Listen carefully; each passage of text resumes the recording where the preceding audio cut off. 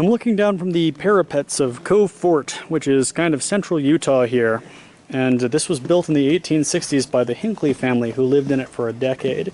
Now this fort was built around the time of the Black Hawk War, where there would have been some conflict with the Indians, but surprisingly there was never any real conflict here, partly because Hinckley was very friendly with them. In fact, Kanosh was very friendly and was a brother of Chief Black Hawk, who waged the war, just lived over the mountain range immediately to the east of here in a community called Kanosh.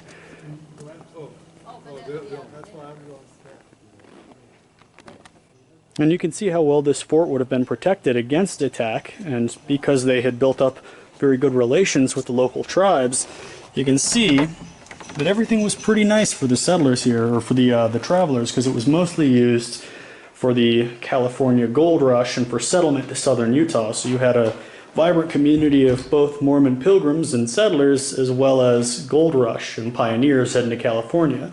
So this would have been the old post office. I find this pretty interesting because this fort was set up because it was sort of midway between the nearest towns, 30 miles north and south. It was a pretty far distance and there wasn't too much water.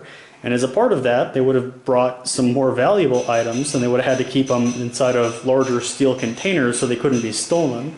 And all these rooms would have been used by guests coming through. At times they had 10, 15 families coming through. This is the actual telegraph office itself. And you look around here, you see, I believe these are prophets of the church.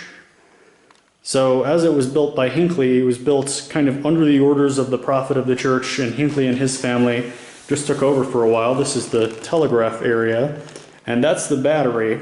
And the guide told me that some of the old pioneers would link arms and see if they couldn't take the charge from the battery through the telegraph line.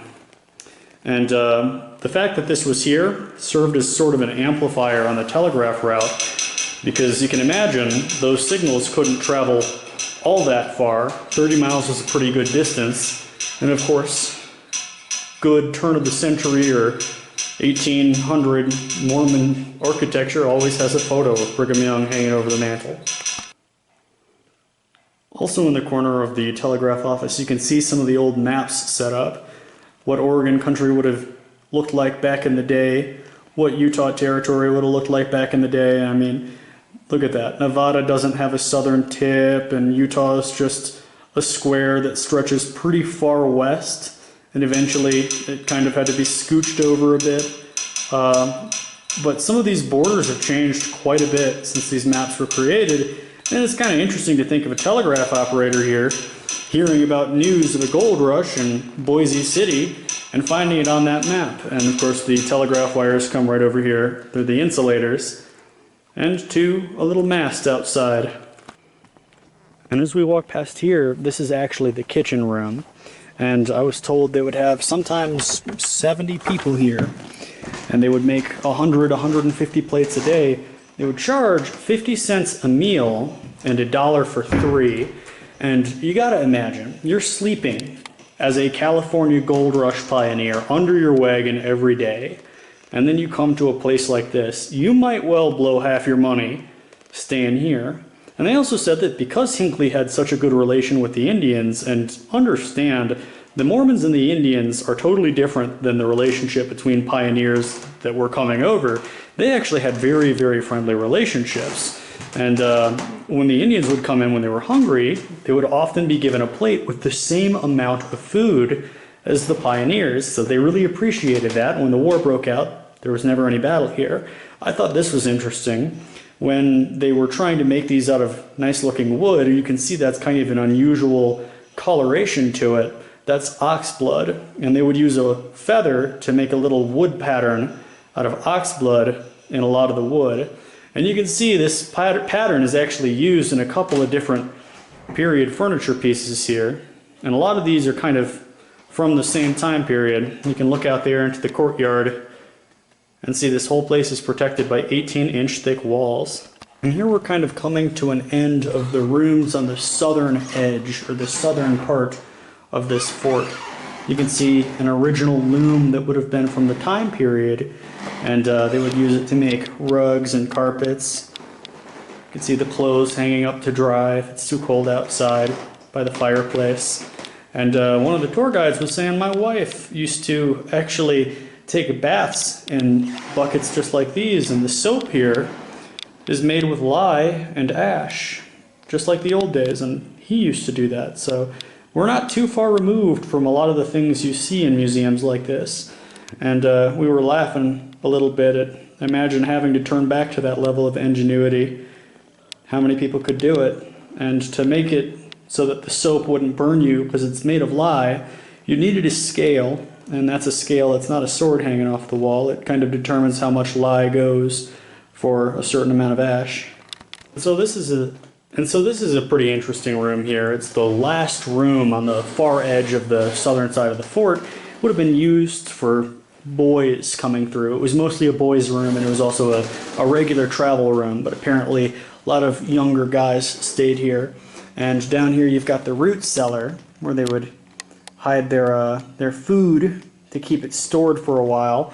And they showed me this rifle on the wall up here. It's I believe they said a Spencer repeating rifle. This is the rifle that revolutionized, not having to pack and load for 30 seconds a little wad of gunpowder and then load a musket. This revolutionized warfare. And then up here, there's kind of a reflection there, but it's a woodcut of the killing of Joseph Smith. And they said that even back in the day, they knew that this wasn't actually what it looked like at the Carthage jail, but they kept it in their houses as a reminder. In reality, that is the Carthage jail, but he was killed most likely inside of it, and he climbed out the window and died after he hit the ground and the mob attacked him. But they would keep mementos like this in their homes to remind them of where they came from, because most of the Mormons were fleeing from persecution on the East Coast. Also, this is worth noting. This right here is a sort of spring tightener, and over the years, these ropes would kind of wear out and lose their tautness and sag the mattress. So all you'd have to do is hook that up to it, twist it a few times, and your mattress is tight again. And from this guest room, you can take a look outside here. This is the back of the fort. It's locked now, but it leads to a little blacksmith shop. And you can see how this would have been used for military purposes, although there was never any battle here. You can see there are 28 different gun ports around this fort. And you can imagine, if there was an Indian raid, it would be as simple as looking out through here to see who goes there. And if somebody knocks on these doors, all you have to do is look there, and it'll give you a very clear view of whoever's knocking right down there.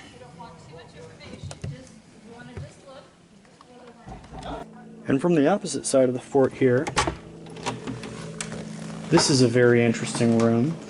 It is a guest room, and you can actually see this is where they showed me the oxblood technique, where they would paint the wood with oxblood, and it was a favorite of Brigham Young. They used it in a couple of the tabernacles, and just to show the craftsmanship of the pioneers, this is from 1855, and it looks as good as the day it was made. They also said they don't really have any idea of what this painting up here is, but some people have told them it's pretty valuable, and it's from the same time period as the pioneers passing through here. And this is another living quarters. In fact, they said that Elizabeth Kane passed through here in 1872 and really enjoyed it, and wrote about the stay. And of course, from here you can see the back gates of the fort. And this is what they called the best room. This room was reserved pretty much solely for Brigham Young. They said that a couple of women in Kanosh, they made these bed sheets, and women in Kanosh, they would be relatives of Chief Kanosh, or part of his tribe. He was with the Pavant Paiute. And you can see here, you've got a woodcut of Joseph Smith and Hiram Smith, who were both killed in the Carthage jail. And you can see the Nauvoo Temple, which they were forced to flee as they came out to Utah. And you can see some of the fineries of Brigham Young. He would have fine hats made of beaver skin that they had to actually transport in little hat cases here, and very nice glass bottles and porcelain. I find this interesting. The Deseret alphabet sort of Book of Mormon here. And the guy that showed me this, he said, I had a friend who would write his girlfriend in this language. And they did it because, nobody could read it. and they thought it was kind of fun to pass little secret notes to each other. In fact, the Deseret language is a phonetic language, so rather than be a sort of cipher, if you see that, you would say or ah or aw. So it was a phonetic language, and Brigham Young touted it not as a language that people would learn to be unique, but as a language to help these pioneers coming over from European countries to be introduced to the English language. This is another room that belonged to one of Hinckley's wives. He apparently had 2 wives. And here you have some evidence of the only battle to happen at Cove Fort, because when they started looking around and kind of repairing the fort, they found a pistol, and they learned the story of one of the children here, the Hinckley children. The boy on the left, I believe, found a pistol, and he shot the boy on the right above the knee, and they tried fishing the bullet out, but they never were able to get it. And the boy was fine, but they joked that that was the only person ever shot in Cove Fort. And there, next to it, is a weasel, or an easel. So they said that is the origin of the song, Pop Goes the Weasel. So as you would rotate it 30 times, if you don't want to count to 30 endlessly, it would pop. It had a little calibration thing in the back of it there. And you've got, this is a sort of children's room, you've got little artwork of children. I told them I really liked the iridescent glass bottle on the case there. I always love the look of old glass. And these walls are 18 inches thick because they've got volcanic rock in them, which I think is very interesting. It's a fort through and through. Every room here is a fort, and especially this room right here, because if you pass through that door, that's Brigham Young's room. And this is the children's room, and the sign here actually says that Ira's 11 wives accompanied him here, and a couple of their children would have stayed here. Naturally, this place has many descendants that come through of Ira, and it was in 1988 that Ira's descendants all gathered their money and purchased the fort, and then it was dedicated in 1990 and 1994 as they repaired it. But for years, this thing was abandoned and sort of just left out here in central Utah to kind of, you know, fall into disrepair. And I think that the repairs they've made are pretty nice. And the main tours you get are free. They're done by the Church of Jesus Christ of Latter-day Saints. And here's a couple interesting things they showed me. These dolls, they would be, you know, made with human hair. And I knew what they were going to say these were made of when they said the toothbrushes are made with pig's hair. And I mean, I'm guessing you just use whatever you have on hand, but there is still something gross to my 21st century mind thinking about that. And this is the room of Adeline Noble, who was one of the wives of Ira Hinckley. In fact, that's them on the wall back there. They said that Ira was a very tall man, 6 feet, which at a time when the average height was much, much shorter than it is today, he would have been a giant. And her dress is right here. So she was a pretty short woman. And I believe on the desk here you can see, or on the table, you can see another book written in the Deseret language, the Deseret alphabet. And I think it's fascinating how much that's died off, but I've still met people who claim to be able to speak it and decipher it. It's a phonetic language. So you can see here walking through the snow, this is actually just north of Cove Fort. I was told that a larger cairn was over on this volcano. Don't want to hold on to that for too long so it won't kind of burn the camera lens, but over here I see a pretty decent one on top of this hill.